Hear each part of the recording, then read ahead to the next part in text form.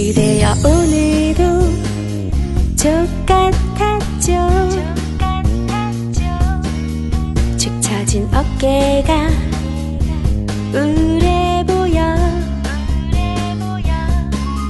직장인 상사가 개지랄하고 방송인 그네가 개소리하고. 그럴 때 라디오 반민특위 들어봐요. 조조조조조조 빵야 개념찬 그녀들 진선분과 함께 우울한 기분은 날려버려. 슈 족같은 세상 바꾸는 그날 진일파지 새끼들 꽈배기 만들어. 라디오 반민특위 진선분과 함께 소맥 한잔해요. 라디오 반민특위 진선분과 함께 소맥 소맥 소맥 한잔해요.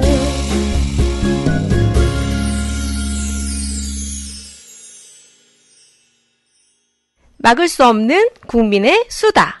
막국수 7회 방송 시작하겠습니다.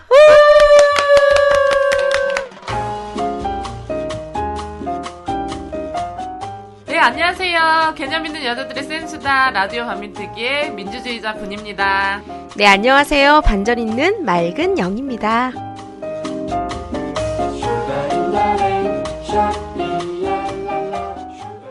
아, 네. 이번 주에 모임이 너무 많아요. 이번 맞아요, 달에 너무 많아요. 4월은 모임의 달입니다. 네, 이제 꽃 피고 햇빛 쬐니까 사람들이 어떻게 하면 모여볼까?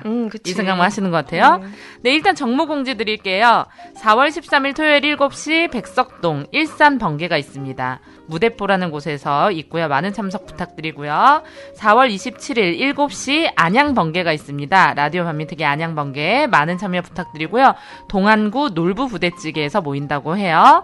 네, 정모에 대한 자세한 정보는 라디오 반민특위 다음 카페에서 확인하시면 됩니다.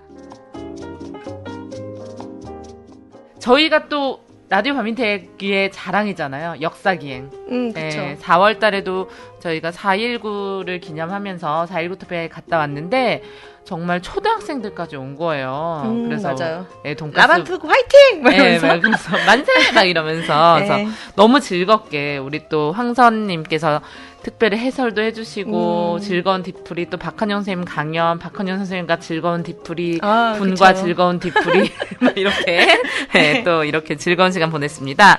근데 가장 기대하던 달이 있어요. 뭐?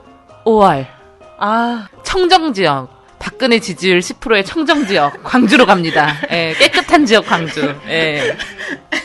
뭐 이곳은 거의 뭐 전 세계에서 가장 깨끗한 지역이 아닐까. 그쵸. 예, 이렇게 생각되는 곳인데 저희가 이 준비를 굉장히 많이 했어요. 광주는 특별히. 그래서 5월 18일 5.18 우리 민주화운동을 기념하러 라디오 반민특위 안 갈 수 없지 않습니까? 그렇죠. 안 갈 수 예, 없죠. 그래서 갑니다. 그것도 1박 2일. 네, 1박 2일로 가고요. 그래서 역사기획, 5월 역사기획은 광주로 가서 저희가 망월동 순례도 하고, 저희가 숙소도 잡아서 너무나 즐거운 어떤 프로그램도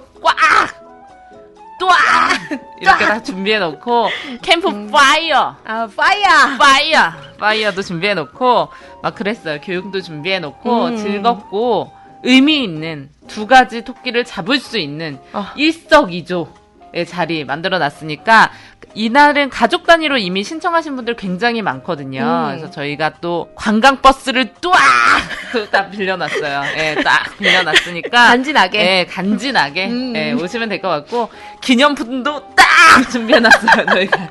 예, 여러분 모두 보고 싶어 하셨던, 이미 다 보셨지만, 우리 또 백년전쟁 CD로. DVD. 왜 이래 오늘? 네, DVD로 준비해놨어요. 네. DVD로 준비해놨으니까. 그래서 이 공지는 오늘 아마 카페에 제가 올릴 거예요. 그러면 밑에 댓글을 뚜악 달아주시면 될 것 같아요. 예, 여러분 댓글 쫙 부탁드리고요. 네. 네, 다음 광고 나갈게요. 4월 14일 날 지금 이제 전쟁에 대한 위기가 되게 커지고 있어요. 심지어는 어제는 식당에 가는데도 아주머니들끼리 내일 전쟁 난대 막 이런 얘기를 하시더라고요. 미사일 시험한다 막 이런 얘기를 전쟁으로 들으셨나 봐요. 그래서 너무 무서운 거예요. 그래서 또 이런 일이 있을 때 모두가 다 전쟁을 막으려고 하지만 우리 또 아티스트들이 가만히 있을 수 없잖아요. 예. 그래서 4월 14일 반전 평화를 위한 예술 몸빵. 우리 예술인들이 몸빵 하겠다는 몸빵 거죠. 먼저 하겠다. 네, 그래서 홍대 예술의 거리죠. 네, 예술의 거리 홍대에서 12시부터 풀로 진행돼요. 난 12시부터. 일요일이잖아요. 12시에는 미술 정말 의식 있는 예술인들, 네, 미술인들의 전시가 딱 재밌다. 예, 딱 있고 또 3시부터는 창모 포스트 극장 아시죠? 이름 멋있잖아요. 우리 그쵸. 예전에 반민특위 연극도 했었어요. 예, 그 창모 포스트 극장에서 영상 상영을 딱 하고 그 다음부터 릴레이로 공연이 쫙 5시간 동안. 5시간 동안. 예, 뭐 어떻게 봐요, 그러면? 연극인들 중간중간에 끊어져서. 중간중간에 거기다가 무료예요. 프리, 올 프리. 난리 프리하게 들어오셔서 프리하게 노시면 돼요. 네, 들어오고 싶을 때 들어오시고 나가고 싶을 때 나가시는 건 좋은데 창포스트 극장이 한 200석 정도 되거든요. 그래서 일찍 오지 않으시면 아마 자리가 없을 예정입니다. 제가 볼 때는 그럴 것 같아요. 워낙 유명하신 분들 많이 출연하시는데 다 재능 기부. 프리라고 하죠. 맞아. 무료로. 네, 다 출연하시고 정말 대단하신 분들인 것 같아요. 근데 여기 또 저희 라디오 반민특위가 후원도 하고 네, 후원도 했고. 후원을 쫙! 없는 년들이 후원도 좀 하고. 거기다가 우리 또 우리 선님이 거기에서 또 시인으로 신앙송도 하시고. 낭낭하시죠. 또 우리 라디오 반민특위 드라마 작가이신 류성. 천재 작가이자 연출가. 류성께서 전체 기획을 담당하고 계시니까 예, 여기도 저희가 함께 가면 좋을 것 같습니다. 네, 많이 참여 부탁드려요. 예, 감사합니다. 예. 또 모임이 있어요. 지슬 영화, 화제의 영화죠. 예, 요즘 많은 분들이 4월은 정말 그 쏟아지는 햇볕과 아이러니하게 슬픈 역사 많은 정말 달이에요. 4.19도 그렇고 4.3도 그렇고. 예. 4월 26일 금요일 8시에 시네코드 선제라는 극장을 저희가 딱 다 빌렸어요. 그래서 100분 정도 보실 수 있어요. 그래서 성인은 7,000원. 학생은 5,000원. 네, 그러니까 4월 26일 8시에 시네코드 선제에서 짓을 함께 봅시다.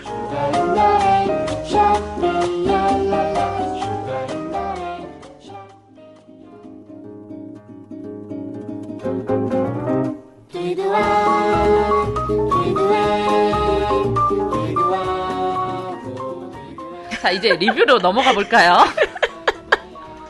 리뷰가 딱! 이렇게, 그, 라디오 반민특위 리뷰를 많이 달아달라. 이렇게, 그, 분님이 소개를 많이 해주셔가지고, 예전보다 훨씬 많은 리뷰가 달렸어요. 제 팬이 많다니까요. 그러니까 분님 목소리 너무 좋아요. 선느님. 유느님 이후에 처음인데? 선느님, 목소리 너무 좋아요. 크크크. 건강 잘 챙기시고요. 곧 좋은 세상이 오겠지요. 그 다음 걸 빨리 읽으라고 그런 거 말고. 알았어. 열혈 애청자입니다. 분님 너무 예쁘세요. 크크크. 이게 크크크 나와 있는데 이 크크크 의미가 뭘까? 너무 예쁘다. 나 시켜서 했다 이거. 진짜 아니야, 예쁘다. 이거? 아니 저는 이 사람 누군지도 몰라요. 네. 그리고 선님 건강 챙기시고 진님 좋은 자료 부탁해요. 그리고 라반트 화이팅. 반전 있는 영님 화이팅. 네, 빨리 넘어가죠. 반전 있는 맑은 영님 화이팅 이렇게 해주셨습니다. 예, 네. 화이팅. 뭐 이런 얘기도 많네요. 미군 범죄 듣다가 진짜로 핸드폰 집어던지고 싶다군요. 이게 내 나라 맞습니까? 뭐 이런 리뷰도 있었고요. 예. 그리고 백정을 비하하지 마시길. 고려 땐 농민, 조선 땐 도살업. 계획정이 안 된다는 거지. 네, 네, 알겠습니다. 저희가 주의하도록 아니라고 하겠습니다. 봐요. 왜냐하면은 좋아하잖아, 솔직히. 저 그런 스타일 고기와 좋아해요. 이런 거 진짜 네. 좋아하는데 그런 훌륭한 분들에게. 아니, 근데 저도 모르게 제가 너무 진짜 사과하세요, 빨리. 상투적인 전국에 계신 백정분들께 사과드립니다. 계속 좋은 고기 부탁드리고. 네, 예. 그래 맞아. 그래. 예, 그리고 그걸 어떻게 표현해야 될까? 금수만도 못한 금수한테 미안하고 개만도 못한 놈들 하면 개한테 미안하잖아. 금수 발가락에 때만큼도 못한 놈들. 아, 발가락에 금발대? 금발? 때한테 미안해. 이런 미군 범죄 저지르고 막 진짜 이런 사람들은 뭘 비교해도 뭐 맞아요. 모두에게 미안하니까. 어쨌든 좋은 쫑한테도 욕을 미안해. 좋은 걸 찾으셔가지고 좀 새롭게 해주셨으면 좋겠고요. 그리고 네. 영님 어머님 명복을 빕니다. 아, 분 네. 화는 아니고 조화. 왜 이러니 진짜 국어 선생님. 금조하완이라고 해요 원래. 아 그래요? 네. 아 그렇구나. 네, 잘못된 표현이 아닙니다. 금조하완이라고 합니다. 아 네. 예, 잘 그렇대요. 아셨죠? 아 예. 네, 화순탄강에 대한 리뷰도 엄청 많아요. 이건 너무 리얼리티하다. 그치. 그렇죠, 사실이니까. 음. 사실 진짜 있었던 일이니까. 저 화순탄강 들으시면서 너무 심장이 두근거렸다 이런 리뷰 정말 많으시고. 아 저도 사실 병이 난 것 같았다. 녹음하면서 이렇게 진짜 울컥하고 열받기는 처음인 것 같아요. 녹음하면서부터도. 아, 또 이 한마디 딱 있으시더라고, 감상. 오늘 화순탄강 이 전쟁은 과연 끝났는가? 그러게. 정말 너무 수준 끔찍해요. 높으신 분이에요. 네, 전쟁이 안 끝났네요. 아직 근데 한반도는 전쟁 중. 아, 어떡하지? 아 진짜. 예, 이런 전쟁을 더 이상 만들지 말아야 되겠다 이런 생각이 듭니다. 네, 쥐약 들어가시면요. 이렇게 라디오 반민특위 옆에 말풍선이 있어요. 좀 조그만데 핸드폰 작은 분들은 그거를 얇고 하얀 그 가녀린 손가락으로 탁 터치해 주시면 이렇게 리뷰를 남길 수 있는 공간이 있습니다. 예. 아이튠즈에도 리뷰 남기는 게 있으니까 귀찮더라도 많은 리뷰. 저희는 리뷰를 먹고 딱 달아주세요. 그럼 우리가 소개를 딱 알려드리겠습니다. 네. 예, 감사합니다. 네, 부탁드려요.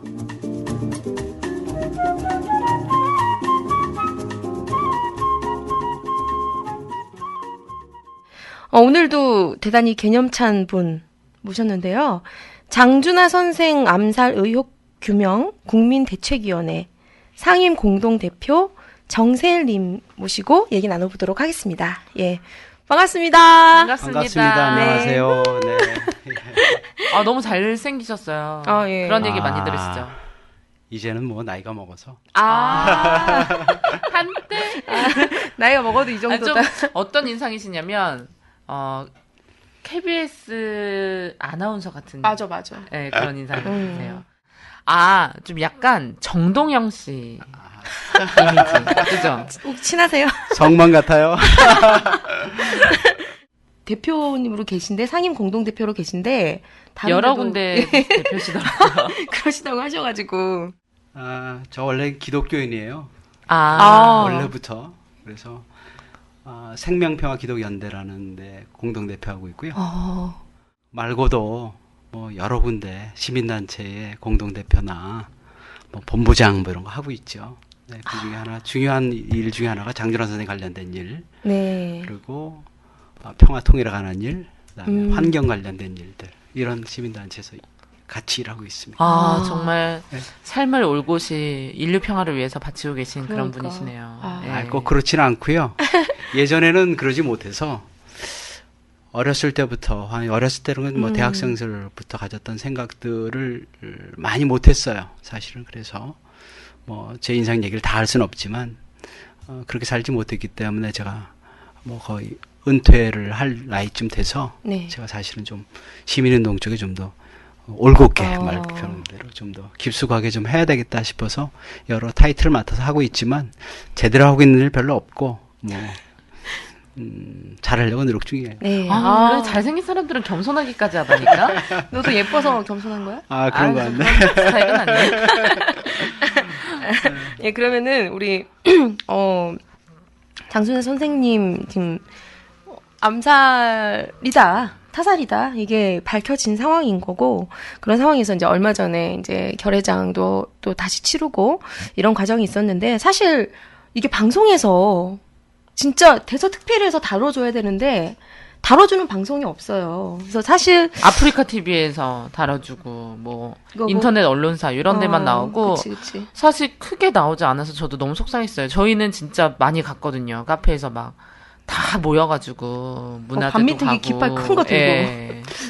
진정한 방송은 반민특위, 뭐 아프리카 TV 뭐 이런 거 아니겠어요? 네. 이런 얘기 들려는 건 아닌데. 네. 아니, 그래서 우리가 꼭 좀 늦었지만 다루고 넘어가야 되고 이후에도 계속 다루어져야 될 내용이다. 이런 생각이 들고요. 저희가 반민특위에서 장준 선생님 이야기는 많이 했었어요. 그쵸. 내용 중에서. 그래서 제가 뭐 저도 세대가 이렇게 올드한 세대는 아니기 때문에 장준호 선생님에 대한 역사 교육을 많이 받은 세대는 아닌데, 그쵸. 예, 굉장히 친근해요. 예, 반민특위. 진짜. 네. 예. 그러면은 먼저 그 장준하 선생님과 어떤 인연으로 이 사업에 함께 하게 되셨는지. 장준하 선생님 그러면 가장 유명한 책이 돌베개 사상계인데요. 고등학교 도서관에서 돌베개라는 책을 봤어요. 돌베개라는 책을 보고 그러고 난 다음에 이런 분들이 우리 역사에 있구나라는 생각을 좀 했고, 그리고 개인적으로는 장준하 선생 자제분들하고 싱가포르에서 같은 시대에 좀 살았어요. 그런 인연이 있어서 장준하 선생님에 대해서 좀 더 가깝게 친근하게 그리고 느끼고, 이분을 우리 역사에 꼭 남겨드려야 되겠다는 생각을 가지고 일을 하기 시작했어요. 그럼 싱가포르의 그 아드님을 만나보신 거예요? 예, 그렇죠. 두 분 친하세요? 제가 친하다고 얘기할 수는 없고, 그분들이 날 친하다고 얘기를 해줘야 되는데, 친합니다, 사실은. 그러시구나. 아들 둘이 있었어요. 예. 장준하 선생님한테 아들이 셋이 있었는데, 첫째 아들하고 셋째 아들이 90년대 초반서부터 중반까지 싱가포르에 있었어요. 그래서 제가 그 당시에 같이 저도 상세 주재원으로 싱가포르에서 근무했었는데, 장준하 선생님 아들이 있다는 얘기 듣고 내가 수소문해서 찾았어요. 그래서 친하게 지냈습니다. 그러시구나. 그게 개인적 인연이죠. 예. 정말 선생님 같은 분들이 많이 계셔야지 이 사회 건강해져요. 왜냐하면 당연한 게 아니거든요. 자기 밥그릇 자기가 찾아 먹어야 된다고 하듯이 그 역사 교육이라든가 왜 사회가 이럴까 이런 불만을 국민들이 굉장히 많이 하시더라고요. 근데 이런 역사도 의인도 내가 기억하고 내가 찾아야지 올바른 사회가 되는 것 같아요. 맞아요. 예, 불평 불만보다는 내가 뭘 할 수 있을까. 너무 진짜 독립운동가 이런 집안의 자제분들이나 이런 분들 중에 정말 오히려 교육을 잘 받으시고 이렇게 하시는 분들이 너무 양심적이셔서 이런 사회에 내가 어떻게 이름을 밝히고 누구 분의 자제라고 얘기를 하면서 살 수가 있느냐. 이런 정도의 어떤 진짜 양심? 이런 걸 가지고 정말, 초야에 묻혀서 힘들게 살아가신 분들 너무너무 많기 때문에 이런 분들은 오히려 진짜 저는 찾아서 함께하고 도와드리고, 이렇게 하는 몫이 우리의 또 하나의 몫이 아닌가. 이런 생각이 들어요. 벌써 저만 하더라도 70년대 학번이니까 70년대에 들어서면서 그런 생각들을 많이 했죠. 일제에 관한 생각들도 많이 했고, 독립운동가에 관한 얘기들도 많이 했고, 초등학교, 고등학교 다니면서 역사를 배우면서도, 우리 역사는 왜 이럴까 이런 생각들을 하면서 살았어요. 그다음에 후손들 특히 못 사는 거 많이 봤고요. 그러면서 이분들에 관한 생각 외에도, 그런 얘기 말고도 그 사람들은 일정 부분 어떤 부분에서는 쫓겨서 거기 가서 사는 것도 좀 있었고 그러기 때문에 더 그런 것들이 와닿아서 당연히 그렇게 했다고 생각을 하는데 뭐 그게 대단한 일은 아니죠. 뭐 제가 한 일은. 그 광복에 그렇게 기여를 하고도 쫓겨서 거기서 살아야 되는 심정이 피눈물 나죠. 저는 그렇죠. 그분들한테 그런 거. 제 얘기는 제가 그런 것이 별건 아니다 이런 뜻이었고 좋아하는 사람을 만나서 또 사람들이 워낙 좋았기 때문에 아드님 두 분 다 훌륭하기 때문에 재밌게 지냈어요. 저는 아드님이 쓰신 일기를 봤거든요. 인터넷에 일기보다도 그 박지만 씨한테 보낸 편지가 있죠. 네, 편지도 있고 일기도 있고 근데 너무 마음이 군대에 끌려갔던 이야기들 막 너무 마음이 진짜 너무 아팠어요. 근데 너무 일기를 보면서 마음이 아팠고 또 박지만 씨한테 드리는 편지 공개 서한을 쓰셨는데 그걸 봤을 때는 역시 장주환 선생님 아들이구나. 이 기계가 보통이 아니시구나. 네네. 이런 생각이 들었어요.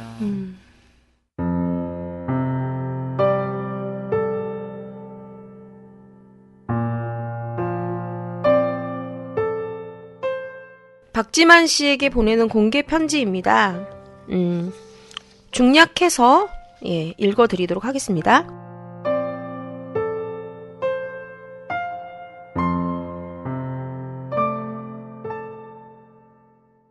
박지만 씨, 나는 지만 씨의 아버지는 일왕에게 충성을 바쳤던 일본군이었고 내 아버지는 일제와 맞서 싸웠던 독립군이었다거나 지만 씨의 아버지는 쿠데타로 정권을 장악한 독재자였고 내 아버지는 민주화 통일을 위해 목숨 바친 민족주의자였다는 또는 지만 씨의 아버지는 부정한 재산을 남겨주었지만 내 아버지는 깨끗한 동전 한 입 남겨준 것이 없었다는 이야기하려는 것은 아닙니다.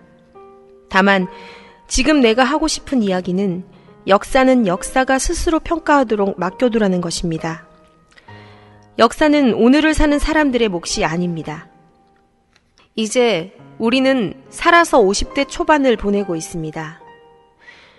짧지만 길었던 삶 속에서 또한 우리는 지나온 역사가 결코 우리의 손에 의해 바뀌어지지 않는다는 것을 알고 있습니다.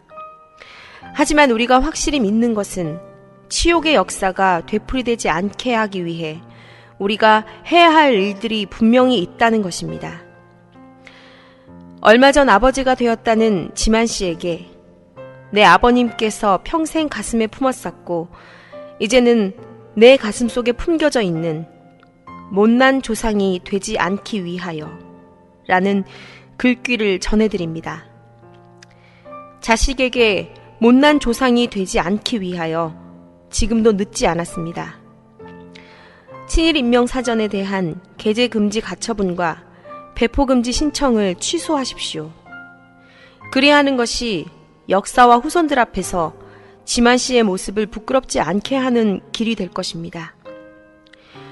우리 민족 통일을 위해 지만 씨의 삶이 쓰여지기를 빌어봅니다.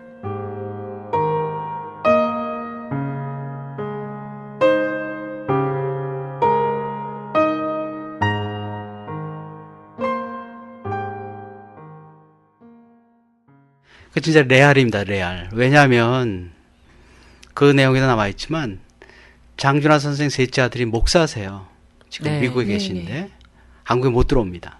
지금 현재 못 들어오고 계시는데 싱가포르에서 마약 환자들 치료해주는 일, 상담 치료를 해주는 일을 하셨어요. 그러니까 아마 장준하 선생님의 셋째 아들은 아마 박지만 씨한테도 그런 연민의 정이 아마 있었을 거예요. 네, 박지만 씨도 한때 뭐 뽕인가요? 그렇죠, 일명 뽕이죠. 네, 그래서 여러 차례 구속도 당하고 그랬던 일이 있었기 때문에 아마 그런 쪽으로도 연민의 정이 있지 않았을까 싶습니다. 네. 그래서 저는 그 자체가 100% 요즘 말로 레알이라고 생각합니다. 정말 기계가 대단하시더라고요. 네. 네. 근데 저라도 화가 났을 것 같아요. 저라도 친일인명사전 그 건과 관련해서는. 정세열 님이 생각하시는 장준하 선생님 어떤 분이신지 좀 너무 거창한가요? 거창하지 않습니다. 딱 보는 순간에 우리 역사에도 이런 분이 있는가라는 생각을 했어요. 우리가 알고 있는 독립운동가들이 있고요. 민주투사들이 있는데 그걸 두 개를 다 하신 분은 별로 많지 않거든요. 네. 그리고 지성적으로도 사상계라는 걸출한 잡지를 발행을 하시고 그것을 이어서 사실은 함석헌 선생님과 했던 이야기들 이런 것들을 봤을 때 정말 이런 분이 내가 교과서에서 배우지 못했다는 것 자체가 좀 안타까웠어요. 사실은. 거기다가 이런 막 무술 막 이런 것도 막 엄청 잘하셨다고. 나 너무 궁금한 거예요. 지성과 장면 나오잖아요. 국민대책위 그 홈페이지에 보면은 이렇게 다 서가지고 되게 멋있게 딱 총 쏘시는 장면이 나와. 예. 그 사진이 뭔지 너무 궁금해요. 그 사진이요. 그 7대 때 옥중에서 당선하셔서 국방위원이 되셨어요. 국회에. 예. 그래서 옥중 당선을 하셨죠. 동대문구 쪽에서. 예. 그래서 국방위원이니까 아마 뭐 사격장 같은 데 방문하셔가지고 아마 시범으로 쏘신 것 같은데 그거는 시범으로 쏘신 것이지만 중국에서 예. 광복군에 계실 때 다 훈련을 받았고 한국에 투입하기 위해서 OSS 훈련을 받으셨기 때문에 그건 단순한 폼이 아니고 네. 정말 그렇게 잘 쏘시는 분이었고 아시다시피 장정 육천리를 걸어서 예, 예. 광복군이 되신 분이시기 때문에 아마 그런 뭐 무술까지는 아니더라도 그런 강단 같은 건 분명히 가지고 계셨고 일단 잘생겼잖아요. 제가 이 얘기를 어디서 들었냐면은, 사실 우리가 말하는 조선족이라고 하시는 교포분들 있잖아요. 그 교포분한테 들었어요. 중국에 계신 교포분한테 장주환 선생님 얘기를. 근데, 물론 이제 직접 본 건 아니니까 과장도 있고 이렇겠지만 진짜 산등성이를 그분이 산을 타고 넘어가면 그 모습이 호랑이 같았다. 네, 이런 진짜로 이야기를 막 해주셨거든요. 그러니까 그 정도로 일반 사람들과는 젊었을 때는 진짜 되게 매섭고 빠르고 막 이런 체력이 되게 좋으셨다. 얘기는 뭐 그런 식의 얘기들은 원래 이제 그런 것도 있지만 워낙에 그분을 존경하고 그분을 사랑했던 사람들이 그 사람에 관한 이야기들을 하면서 조금 부풀려지고 또 아름답게 표현되고 멋있게 표현된 것들이 있겠죠. 그거 자체로만 보더라도 그분이 그런 사람이었느냐 아니었냐는 100% 그런 거냐 아니냐는 보다도 그렇게 사람들한테 거론이 되고 그렇게 얘기된다는 사실 자체는 그것 이상이라고 봐야 되지 않을까 싶습니다, 사실은. 그래서 우리 역사에 이런 사람이 있구나. 전 이 말에 되게 공감이 가면서도 아파요. 네. 자, 우리 역사 지금 근현대사의 현재 시점에서 우리 교과서에서 우리 아이들이 배우고 많은 사람들이 기억하고 입에 올리고 대학생이 존경하는 사람 이건희, 박정희 이런 이야기가 나오고 있는 상황에서 정말 이렇게 뭐 하나 부족함이 없는 이런 어른이 있었다는 걸 많이 모른다. 이런 생각이 들어서 되게 아프면서도 딱 이 말이 맞는 말인 것 같아요. 네. 우리한테도 이런 분이 있다. 예, 뭐 자꾸 그 얘기를 하게 되는데요. 우리가 뭐 친일인명 사정권도 그렇지만 애국가 사건도 그렇고요. 뭐 훌륭한 사람이라고 알았는데 아직 뭐 친일했다, 뭐 이랬다 이러면서 자꾸 그 사람의 이야기가 빠져나가는 그런 이야기들이 많이 있잖아요. 그렇지 않은 사람이 있다는 것 자체가 굉장히 우리의 굉장히 격동기를 살아오셨는데 일제하고 뭐 6.25 동란, 한국 전쟁 그리고 뭐 국가가 수립되고 난 다음에 유신 때까지 쭉 오는 그 경랑기 속에 살면서 자기 삶 자체를 올곧이 바른 길로 정말 네. 역사에 그냥 그대로 그리고 책에 실어서 위인이라고 실어도 될 만한 사람들이 많지 않습니다, 사실은요. 네. 그런 분 중에 한 분이라는 것. 이런 분이 우리 젊은 사람들한테 역사로 가르쳐지지 않는다는 것 자체가 참 안타까운 일이죠.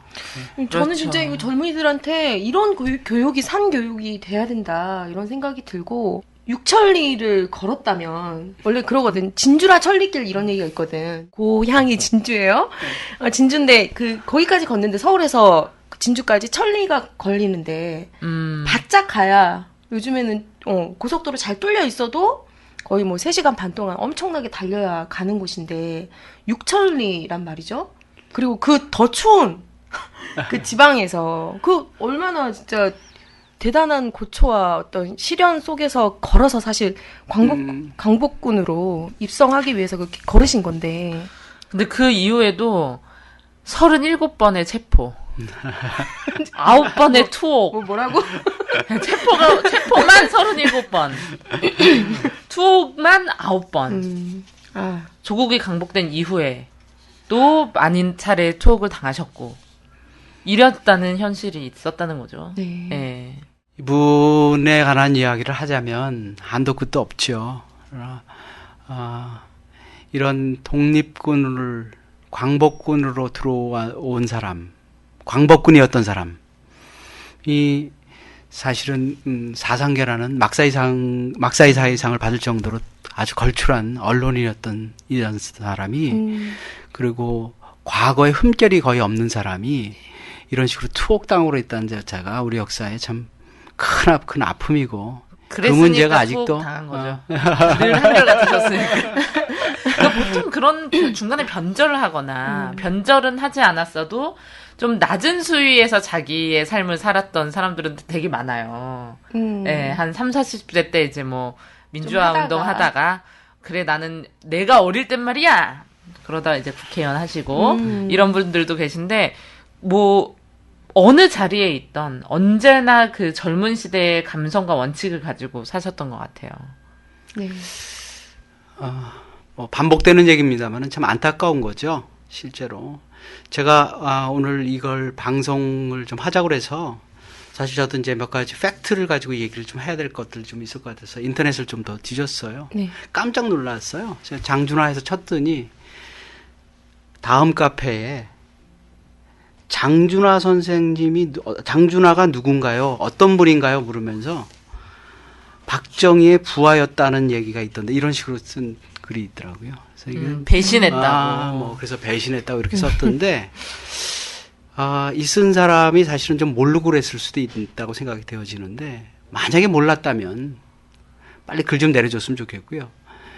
그러고 저렇게 모른다는 것 자체는 뭐 나이가 드신 분들 저를 포함해서 후배들이나 후손들한테 제대로 못 가르친 거죠. 그래서 이런 얘기가 나올 수 있는 거라고 봅니다.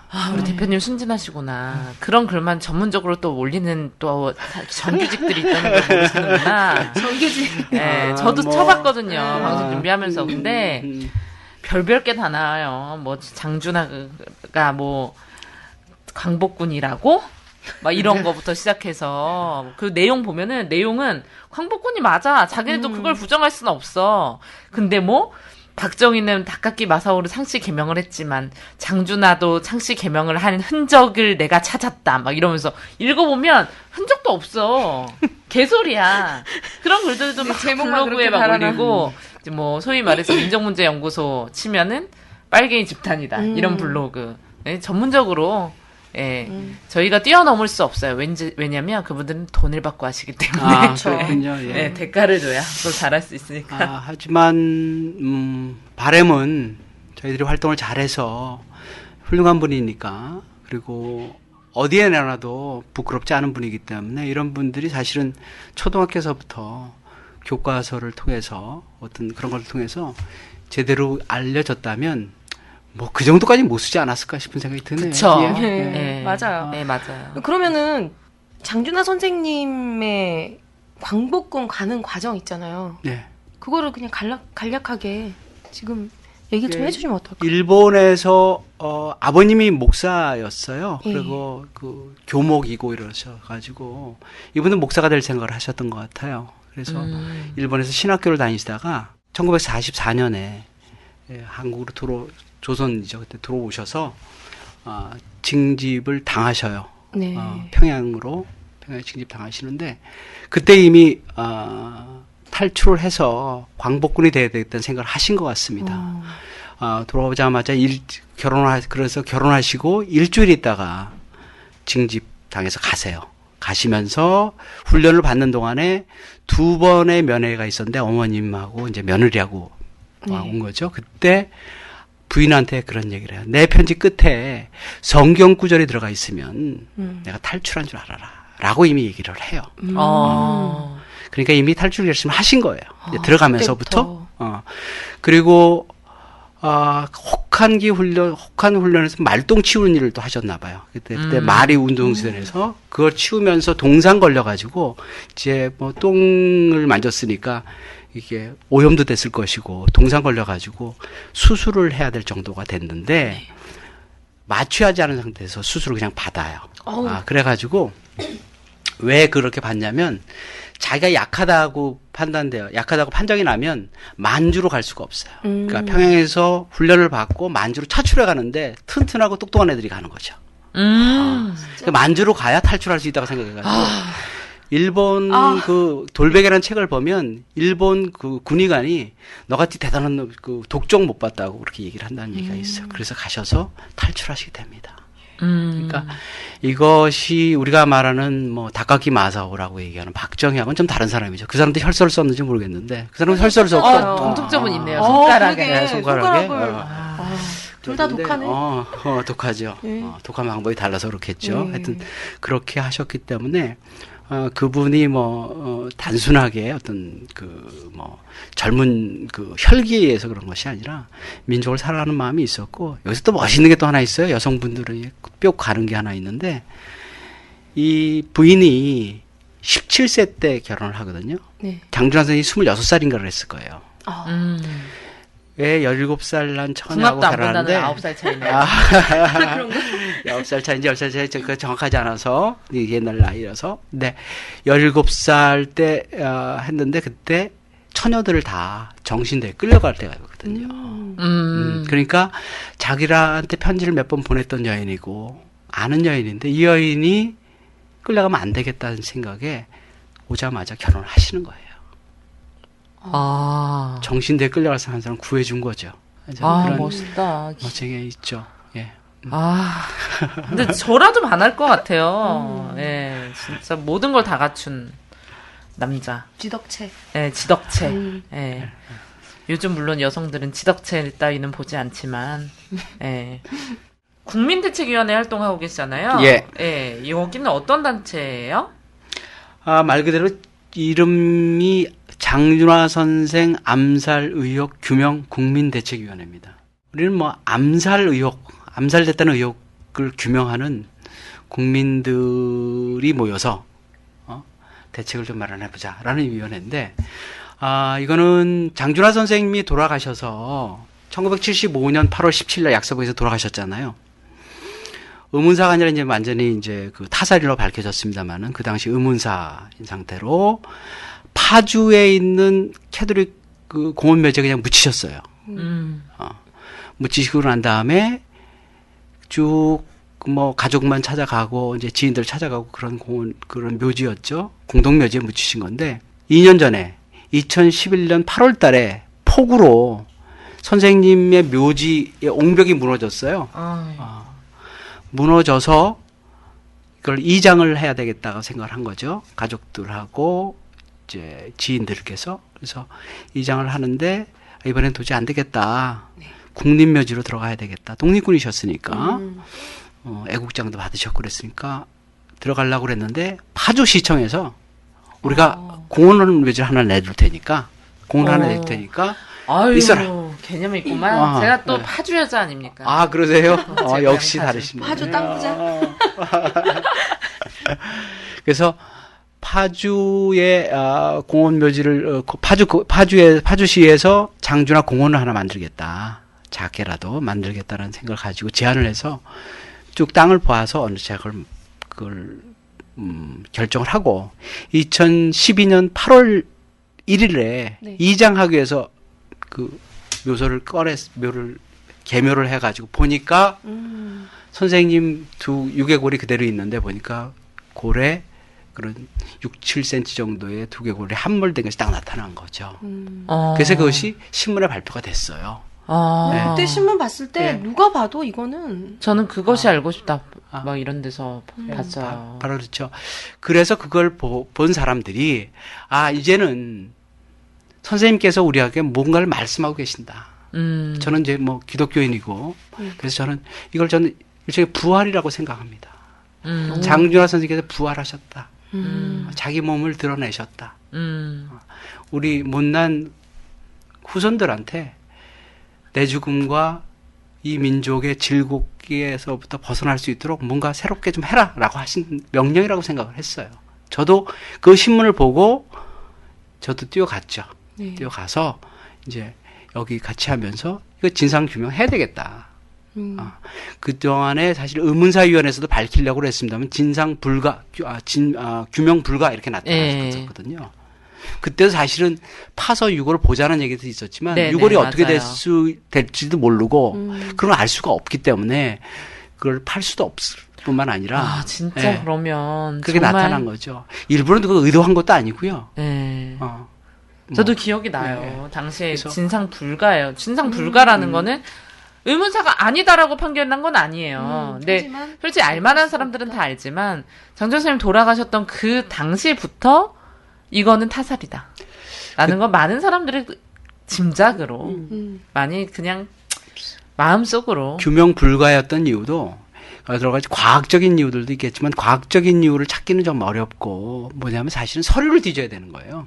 그 당시에 있었던 서류들, 정보 보고들도 있었을 것이고 처음에 최초부터 자기들 나름 보고한 것들이 있어요. 예를 들면 뭐 고상만 씨가 낸 묻지 못한 장준하 묻지 못한 진실이라는데 보면 그 당시에 보안사령관 진종채 씨인가요? 그분이 박정희 대통령을 45분 동안 독대를 했다는 이야기가 있거든요. 죽은 다음 날, 돌아가신 다음 날. 근데 이런 이야기들이 있기 때문에 그런 서류들을 다 보면 국가가 가지고 있는 서류들을 다 보면 어떻게 죽었는지가 나올 수가 있겠죠.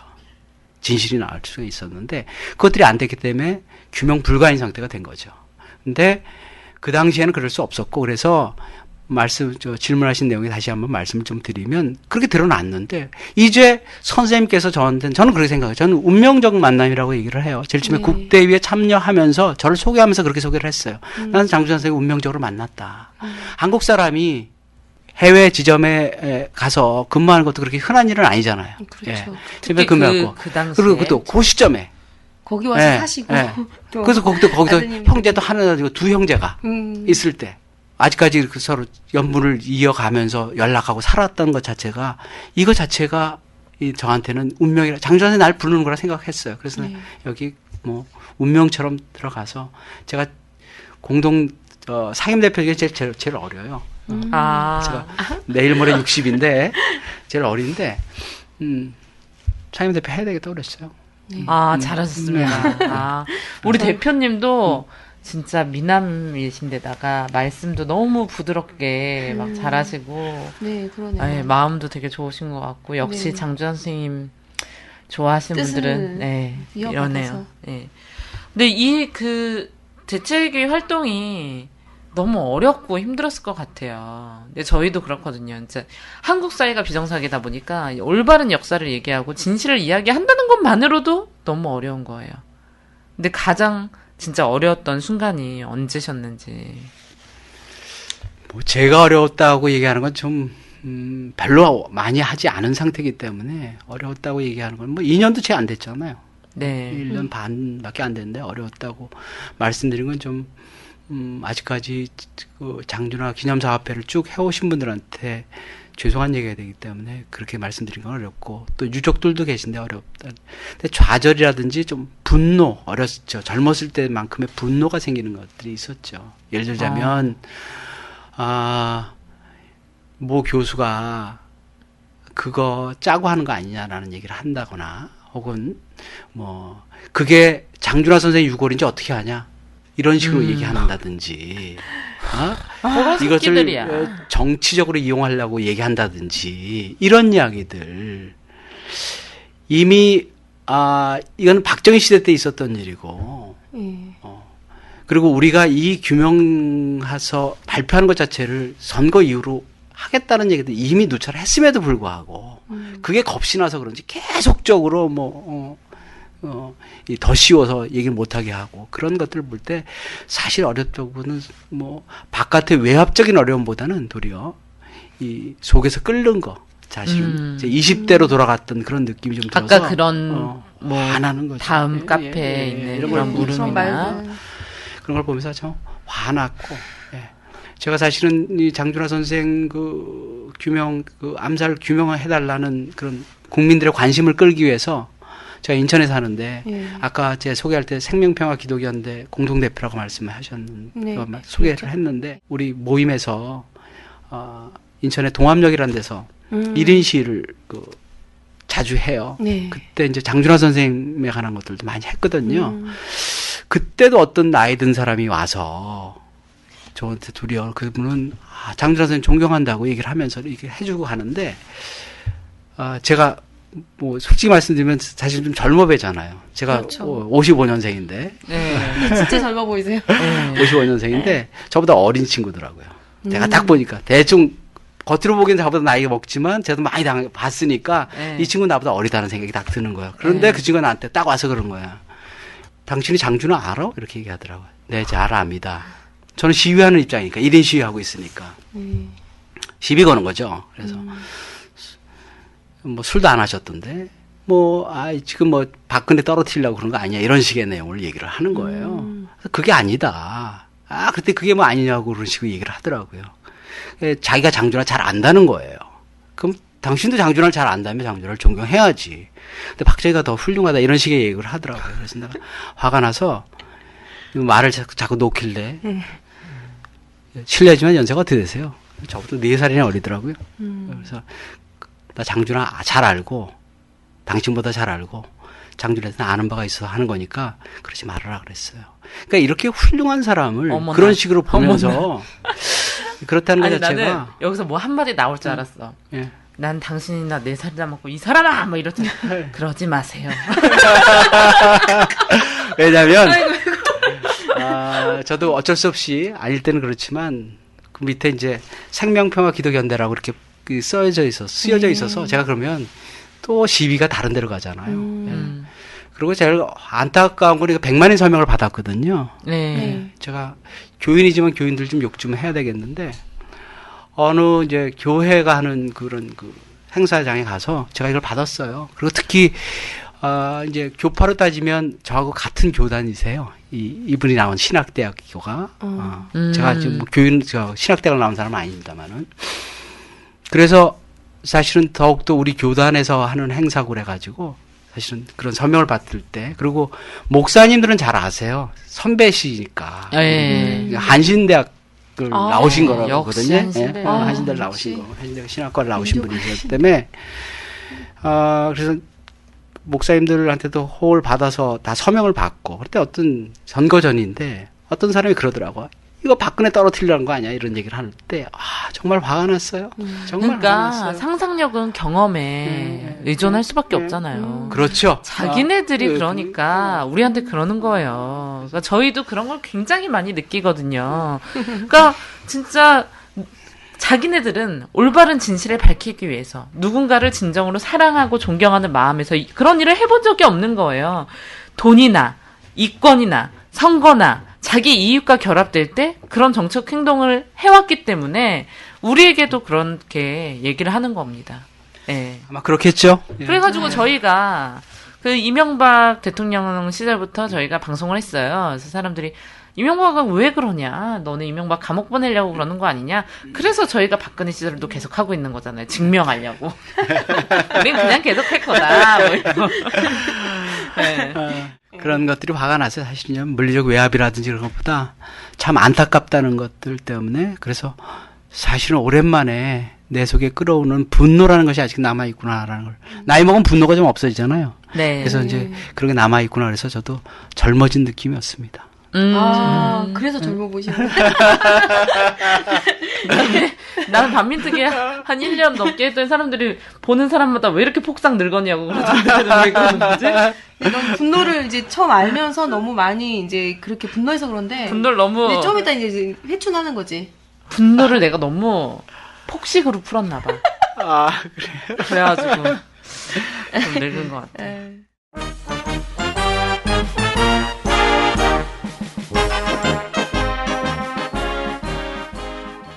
안녕하세요. 저는 대전광역시에 거주하고 있는 평범한 노동자입니다. 현 시대의 제일 큰 문제점은 그 누구도 근현대사의 본질을 정확히 알려고 하지 않는 데서 비롯된 오류라고 생각합니다. 라디오 반민특위는 그 진실을 여러분께 알려드립니다. 지금 여러분께서는 막을 수 없는 국민의 수다 막국수를 듣고 계십니다.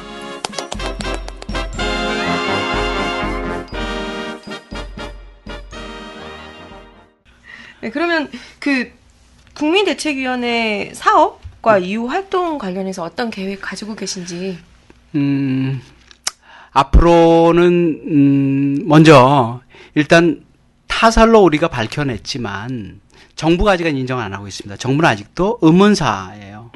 진실을 규명을 못하고 있는 그런 의문사입니다. 그래서 이거를 하려면 공적인 기관에서 특별위원회라든지 특별법을 통해서 특별위원회 같은 데서 해서 이분이 타살됐고 배우가 누구고 어떻게 돌아가셨다는 것을 밝혀내야 되는 것이 우리한테 중요한 의무가 됩니다. 그것이 장준하 선생님 한 분에 대한 이야기가 아니고 이 땅에 근대사회에 들어와서 이름 없이 의문사라는 이름으로 어떻게 죽었는지도 모르는 그리고 실종되어져 있는 많은 사람들이 있잖아요. 네.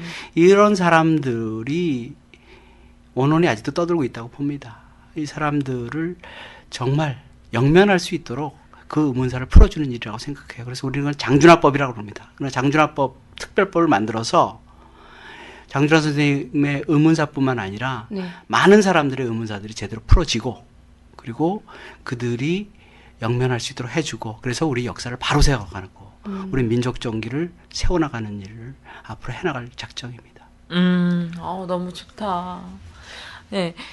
그 라디오 반민특위 청취자분들한테 한마디 해주실 수 있으신가요?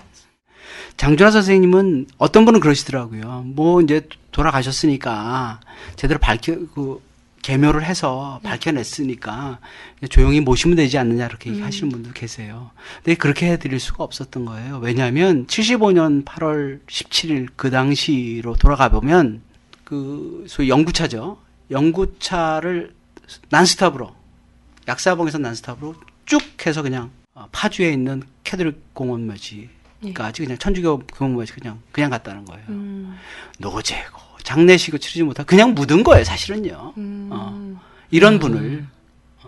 그렇기 때문에 제대로 한번 해서 해드려야 되는 것이고 그걸 통해서 우리가 하려는 일이 무엇이다. 장준하가 어떤 분이다. 그리고 장준하 선생님은 제가 뭐 기독교인이라 그렇게 얘기하는 게 부활했을 뿐만 아니라 그 부활은 그분만을 위한 게 아니잖아요, 사실은요. 그분의 죽음은 이미 다 밝혀진 바와 같아요. 우리가 얘기 안 해도 누가 죽였는지 어떤 방식으로 죽였는지 대충 다 알아요. 뭐 돌도끼를 찍어서 죽였든 아령으로 찍어 죽였든 그게 별로 중요한 건 아니잖아요. 누가 죽였느냐, 타살이냐, 아니냐 이게 중요한 건데 타살인 거 분명하고요. 그럼 누가 명령을 내렸느냐, 누가 묵인을 했느냐 이건 다 아는 사실이라는 거죠. 다. 그렇죠. 우리 서로 말을 안 할 따름이지.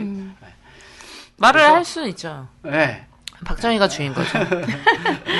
박정희 정권을 아주 과잉 충성을 다하는 사람이거나 박정희 정권 자체거나 전 그렇게 생각합니다. 그럴 가능성이 굉장히 높죠. 왜냐하면 그 당시에 그렇게 할 수 있는 사람은 그 사람밖에 없었을 것이고 둘이 실제로는 밤의 대통령, 실질적인 야권의 대통령은 장준하라고 그랬었으니까 눈에 가시 같은 사람이었으니까 그 사람을 제거했을 때 가장 기뻐했던 사람. 법의학자들이 그런다고 하잖아요. 그 범죄 심리하는 사람이 이 사람이 저런 일을 당했을 때 가장 이익 보는 사람이 누굴까를 따진다는 거 아니겠어요? 그렇죠. 예. 제가 파악하기로도 그 당시에 이제 장준하 선생님께서 개헌을 요구하는 유신 헌법에 대한 개헌을 백만인 요구하는 서명을 하셨죠. 예. 백만인 서명을 하고 그것으로서 이제 다시 감옥에 계시다가 나오셔서 다시 그 백만인 서명을 다시 하자라고 하는 발족 기념 행사를 한 3일 정도 앞두고 돌아가셨다 이렇게 알고 있거든요. 그러니까 8.15는 정말 우리 그러니까 얼마나 무서웠으면. 저는 이거는 그래서 누가 제일 이익을 보고 누가 제일 무서웠겠는가 라는 걸 보면은 그때 추측할 수 있다. 그때 일말의 양심이 있었기 때문에 굉장한 컴플렉스가 있었겠죠. 그 사람으로서는 만주군 출신에다가 여러 가지로 컴플렉스가 있을 거라고 생각합니다. 인터넷에 많이 나와요. 두 분을 비교한 박정희와 장준하에 대한 비교.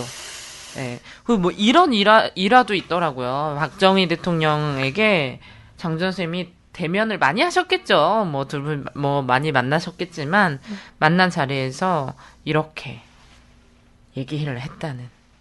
일제가 그냥 계속됐다면, 광복 안 됐다면, 너는 만주군 장교로서 독립투사들에 대한 사륙을 계속했을 거 아니냐. 이런 이야기를 하셨다고 하더라고요. 박정희 대통령에게. 충분한 가정이고, 99% 맞는 가정 아니겠어요? 일왕에 충성하겠다 혈서를 쓴 사람이니까. 그쵸. 근데 저는 그 당시가 어떤 시대입니까? 그 막걸리 보안법. 그래서 진짜로, 안 들리는 데서 대통령 욕을 해도 잡아가는 시기에 얼마나 미웠겠어. 그런 시기에 얼마나 그 기계, 그 원칙, 그 본인에게 이런 이야기를 할 수 있었다는 건 정말 대단한 분이시다. 장준하 선생이 연설한 내용을 들어보면 이런 내용도 있어요. 이 세상에서 대한민국 사람 누구나 대통령이 될 수 있지만 단 한 사람 돼서는 안 되는 사람인데 그것이 박정희다라고 얘기하는 거예요. 네, 맞아요. 그 얘기도 있었죠. 단 한 사람 안 돼야 되는. 얼마나 미웠겠어요. 쌀도 됐어. 죽을 것 같아. 왜냐하면 뭐 그 박정희가 아시다시피 남노동 사건에도 연루가 되잖아요. 네. 동료들을 다 팔아먹고 자기는 빠져나오잖아요. 빠져나와요. 이제 그런 사람이니까 당연히 그런 생각할 수 있죠. 뭐. 그러면서 그렇게 빨갱이라 그런다 남한테. 남노당도 아니었던 사람, 남노당의 남자도 모르는 사람들한테 다 빨갱이라 그래. 그러게. 라디오 반민특위 청취자분들에게 뭐 꼭 당부 드리고 싶은 이런 말씀이 있다면. 네, 제 개인적인 얘기가 아니라 우리 국대위가 해야 될 일이지만 네. 국대위가 나름대로 이제는 그 조직을 어떻게 할 것인지 앞으로 활동을 어떻게 할 것인지에 관한 것들 이야기를 할 거예요. 그렇지만 아마도 네. 제가 개인적인 소견이긴 하지만 아마 이렇게 결정되지 않을까 싶습니다. 아까도 말씀드렸다시피 이것은 장준하만을 인간 장준하, 개인 장준하만을 위한 일은 아니에요. 특별법, 즉 장준하법이라고 이름되어지는 특별법을 만들어서 장준하 선생님의 죽음의 배후를 밝히고 아울러서 그 법에 의해서 한시적 법이 아니라 그 법에 의해서 우리 민족에 있어서의 비극적인 일들 여러 가지가 있는데 그 중에서 특히 남모르게 이름 없이 어떻게 죽었는지도 의문사가 있을 수가 있나요? 그렇죠. 죽음의 배후는 있고 어떻게 죽었는지 다 아는 얘기들 아니겠어요? 그것들이 밝혀지지 않은 사람들의 죽음에 관해서 밝혀서 이 앞으로 우리 미래 세대에는 지금부터라도 이렇게 억울하게 죽어가는 사람이 없도록 죽음의 이유를 정확히 알 수 있도록 해서 우리 역사를 바로 세우는 일들을 하려고 그러는데 이거는 아시다시피 우리가 해서 되는 일이 아니라 국민들이 공감을 해 주셔야 됩니다. 시민들이 합세를 해 주셔서 그것이 필요하다고 생각해야 됩니다. 그것이 장준하의 일이 아니고 이름 없이 죽어간 사람들의 유족들의 일이 아니라 내 일이 될 수 있다는 생각을 가지셔야 돼요. 그럼요. 내 가족의 일이 될 수 있다. 대선 이후에 그런 이렇게 약간 패배 의식이 있어요. 트위터, 페이스북, 뭐 온라인 활동, 아니면 사람들 만나서 설득하고 얘기하고 이런 거 다 소용없다. 우리끼리의 잔치였다. 찻잔 속의 태풍이었다. 그런데요. 그렇게라도 했으니까 우리가 1,400만 표의 표를 얻은 거예요, 사실. 그렇죠. 예. 그거 아니었으면 1,400만 표 절대 얻을 수 없어요. 우리가 뭐 공영방송 장악했습니까? 우리가 뭐 거대 언론사 있어요? 돈이 있어. 돈이 있어요? 뭐가 있어? 아무도 우리 편이 아닌 이런 지금 현황에서. 심지어는 잘 모르셔서 그러는데 아이들이 받는 교육은 더 처절하고 더 심각해요. 3.1 운동. 이렇게 이야기를 하더라고요. 아, 3.1 운동 말씀하시는 거예요? 예. 3.1 운동. 예. 그러니까 그렇게 교육까지 다 장악당하고 뭐 방송, 심지어 진보 연예인들도 못나 이런 상황 속에서 1,400만 표 그것도 뭐 다들 뭐 인정하시겠지만 문재인 우리 전 후보님이 장준하 선생님 같이 막 이름이 많이 전 국민에게 그런 상태도 아니었단 말이에요. 이런 거는 트위터, 활동 이런 것에 저는 효과다. 그래서 절대로 그런 패배주의를 가지지 마시고 이런 일 장준하법 발의해야 되는 거 아니냐. 장준하법이 생기면은 사실 그거에 대한 어떤 있잖아요. 보상. 예. 저는 왜냐하면 가장 너무 가슴 아픈 게 이게 뉴스타파 얼마 전에 봤는데 방송을 어머님 그 장준하 선생님 부인 되시는 분이 말씀하시는 것 중에 가장 어려운 게 뭐였냐라고 얘기했더니 배고팠던 거. 그러시는 거예요. 배고팠던 게 제일 힘들었다. 네, 저도 뭐 수기 많이 봤어요. 그런 것들 보면은 그리고 너무 수없이 많이 나오잖아요. 그런 얘기들이 정말 자신의 돈, 많은 사람들의 어떤 활동비나 이런 것들을 다 모아서 자기를 위해 쓰신 이런 게 없잖아요. 독립운동가 분들이나 이렇게 특히나 억울하게 타살로 돌아가시고 이런 분들이 보험이 있었겠어, 뭐가 있었겠어. 뭐 너무 사실 억울한 문제 아니냐라는 거죠. 아니, 그런 생각까지 들어요, 솔직히. 맞습니다. 필요하죠. 근데 또 뭐 아까 경제적인 얘기, 보상이 가는 얘기, 당연히 보상이 이루어져야 된다고 생각을 합니다. 네. 제가 일례로 올 초에 우리 국대위의 공동대표들 다 같이 해서 김희숙 여사님 찾아서 세배하러 갔었어요. 그래서 정말 열몇 평 되는 조그만 방에서, 그래서 저희들이 이제 세배 드리고 용돈 조금 드렸더니 그분께서 이렇게 설거지할 때 쓰는 그 수세미 같은 거 있잖아요. 그걸 짜셨더라고요. 그걸 하나씩 나눠주시더라고요. 그래서 심심해서 하신다고 그러지만 눈물이 핑 돌았어요. 그런데 그분이 올해 87세시거든요. 그러면서 그러신 거예요.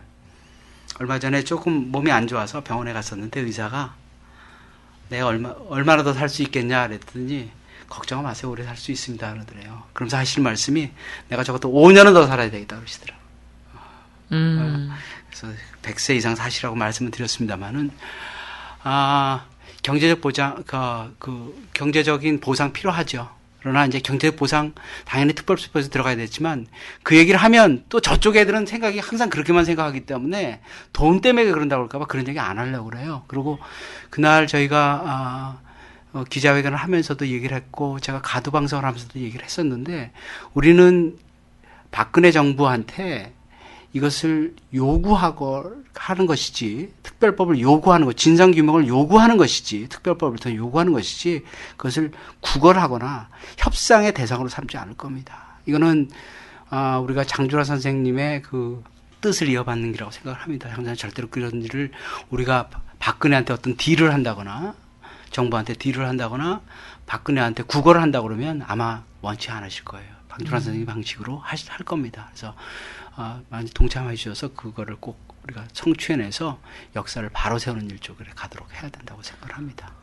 또 중년 신사의 눈가에 눈물이 촉촉히 맺히시고 우리 영님은 또 말문을 잇지 못하는 이런 막국수의 마지막 코스. 저는 오늘 안 울었습니다. 정말 인간성이 다른 것 같아. 이 감성과 이 두 분의 감성과 진짜 그들의 감성은 너무나 차이가 많아. 그래. 아니 친일파도 자기 땅 찾겠다고 이렇게 소송해가지고 왜 이기고 이러잖아. 근데 이런 정말 개 같은 나라죠. 정말 진짜 욕을 하면 안 되는데. 선생님 불쌍하죠 상대가. 그런 사람 불쌍하다고 봅니다. 뭐 이렇게 아무도 모르는 사람들 개소리도 듣고 그렇잖아요. 불쌍하죠. 아니 박근혜 씨, 박정희 씨 얘기하면서 제가 얼마 전에 대구 갔다 왔는데 대구 택시 아저씨가 난 말도 안 꺼냈어. 난 택시 대구 갔는데 내가 난 뻔히 그러니까 딴 때처럼 얘기 안 꺼냈는데 가만히 있는데 서울말 쓰니까 나한테 이러는 거야. 요즘 젊은 서울 사람들은 우리 박근혜 대통령을 싫어한다면서요? 우리 박근혜 대통령이래. 그래서 내가 거기서 또 내가 또 내 성격상 대구라고 해서 내가 아저씨 그냥 가시던 길 가세요 이럴 수도 있었지만 난 그게 또 안 되잖아. 그치. 네, 전 정말 싫어해요. 네, 이랬거든. 아니 우리 박근혜 대통령이 얼마나 훌륭한데 왜 싫어하냐고 그래서 저는 정말 싫어요 이랬어. 뭐 대화가 안 될 거 아니까. 그래서 아저씨가 그래요. 한 발짝 물러서시더라고. 근성이 있으시더라고. 한 발짝 물러서더니 박근혜는 좀 그래도 박정희는 진짜 백이야. 나한테 이러면서 박정희 얘기를 하시면서 얼마나 청렴하고 얼마나 돈이 없었으면 그 어린애들이 아버지 어머니를 흉탄에 잃고 어린애들이 돈이 없어서 전두환한테 6억을 받았겠냐. 얼마나 청렴했으면 평소에 얼마나 남겨준 게 없었으면 전두환이 불쌍해서 6억을 줬겠냐. 나 그래서 우리랑 사고 방식이 다르시구나. 그래서 내가 아저씨가 자기 딸이 이제 홍대 영문과에 다니는데 택시를 하시는데 너무 힘드시대요. 그래서 아저씨 등록금 되는 게 왜 힘든지 아세요? 사립학교법 때문이에요. 그 사학법을 그렇게 해놓은 사람이 누군지 아세요? 박근혜 씨가 나가서 촛불식 집회 하셨기 때문이에요. 그렇죠. 영남대 갖고 계시잖아요. 정수 장학회 가지고 계시잖아요. 박근혜 씨가 대구에는 물론 얼마 재산이 없을지 모르지만 강남에는 재산이 많으십니다. 네, 이렇게. 그랬더니 이러시더라고요. 아니라고. 정수 장학회고 영남대고 다 사회에 환원한 거라고. 박근혜 게 아니라고. 저는 우리 장준하 선생님의 진짜 진정한 어떤 부활 내지는 그분의 뜻을 잇는다는 게 뭘까 이런 생각을 참 많이 하게 만드는 것 같아요. 그래서 진짜 통일된 세상 누구나 다 진실을 이야기하고 잘 살 수 있고 정의롭고 그렇게 될 수 있는 정의로운 세상, 그 세상이 바로 선생님 바라신 세상이 아닌가. 그래서 우리가 정의가 통하고 그런 진짜 상식이 통하는 이런 우리 민족이 흥하는 이런 세상을 만들기 위해서 지금도 노력하는 것, 그것이 우리 장준하 선생님의 뜻을 기리는 길이 아닐까 이런 생각을 해봤습니다. 너무 감정 격해지셨네요. 그리고 죄송한데 나 진짜 나 발표 한번 하고 싶어. 우리 민족 이런 얘기 잘 요즘에 하시면 안 돼요. 그래? 네. 예, 죄송합니다. 우리 민족 하는데 저 깜짝 놀랐어요. 길이까지만 안 가시면 네. 되지. 요즘에 아주 폭력적인 시대라서 쓸 수 있는 단어들이 굉장히 많이 없어졌어요. 그렇군요. 네, 그런 단어 쓰시면 안 돼요. 네.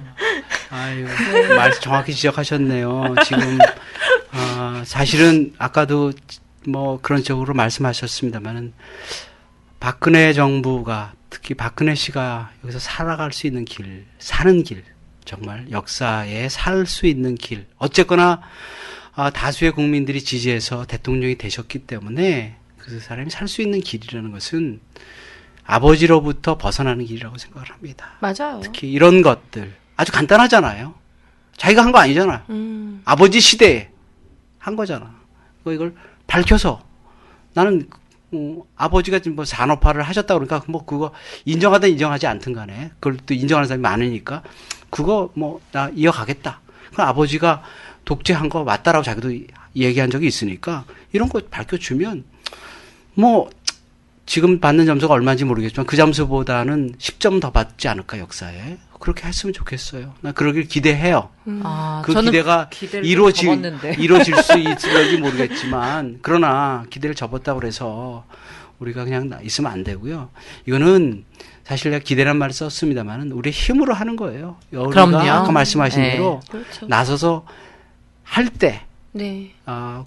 뭐 민중의 힘이 그리고 시민들의 힘이 국민들의 힘이 팽배해져서 그것을 이뤄내질 때 특별법이 되는 것이지 어느 정치인이 누가 개과천선해서 턱 이루어지는 건 없다고 생각을 합니다.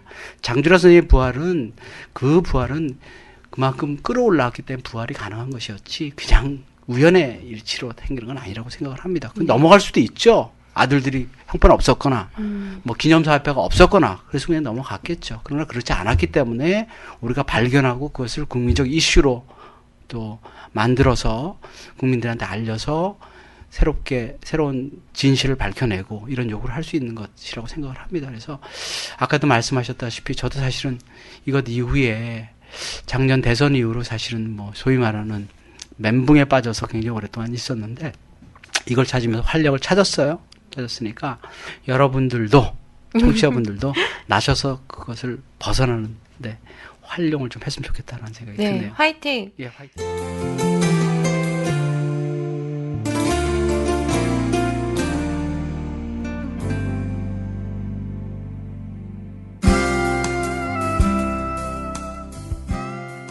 선생님! 예.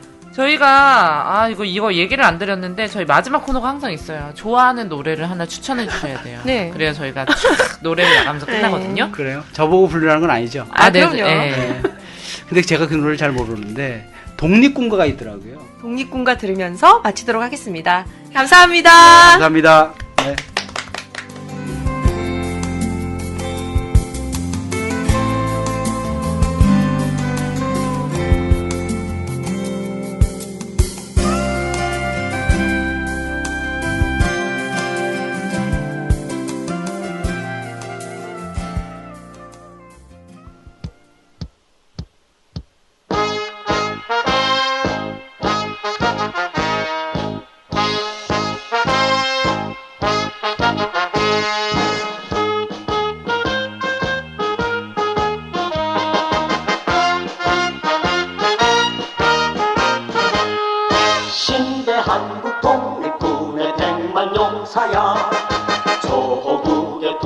진심을 내가 아느냐.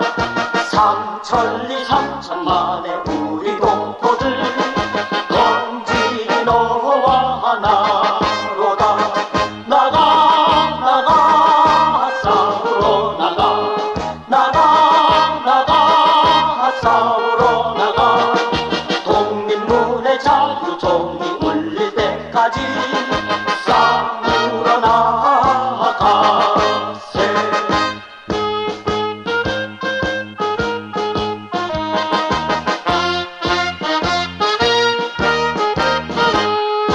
원수들이 강하다고 겁을 낼 건가. 우리들이 약하다고 낙심할 건가. 정의의 날쌘 칼이 비키는 곳에 이 길이 너와 나로다. 나가 싸우러 나가 싸우러 나가. 독립문의 자유종이 울릴 때까지 싸우러 나가세.